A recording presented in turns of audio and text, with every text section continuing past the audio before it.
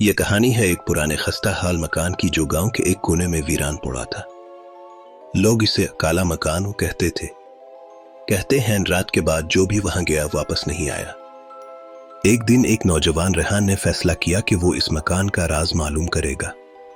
रेहान बहादुर था मगर शायद इतना नहीं जितना वो समझता था। रात के 11 बजे वो हाथ में टार्च लिए आहिस्ता आहिस्ता इस मकान में दाखिल हुआ।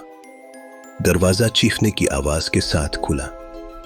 अंदर हर चीज पर मोटी धूल जमी थी और दीवारों पर पुराने हाथों के निशान थे, जैसे किसी ने आखिरी बार मदद मांगी। रेहान ने एक दरवाजा खोला।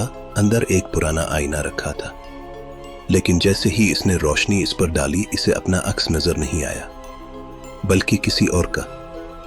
एक सफेद चेहरा, खाली आंखें और होंठों पर एक खौफनाक मुस्कुराहट। रेहान पीछे हटा मगर आईना खुद ब खुद हिलने लगा।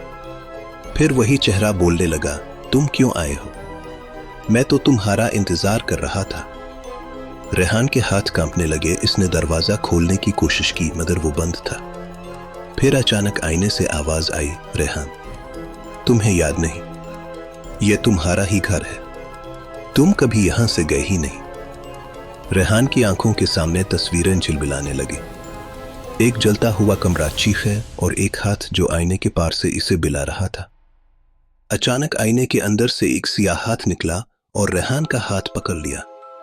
रेहान चीखा मगर आवाज बाहर नहीं निकली। आईना इसे अंदर खींचने लगा। रोशनी बुझ गई और मकान में खामोशी छा गई।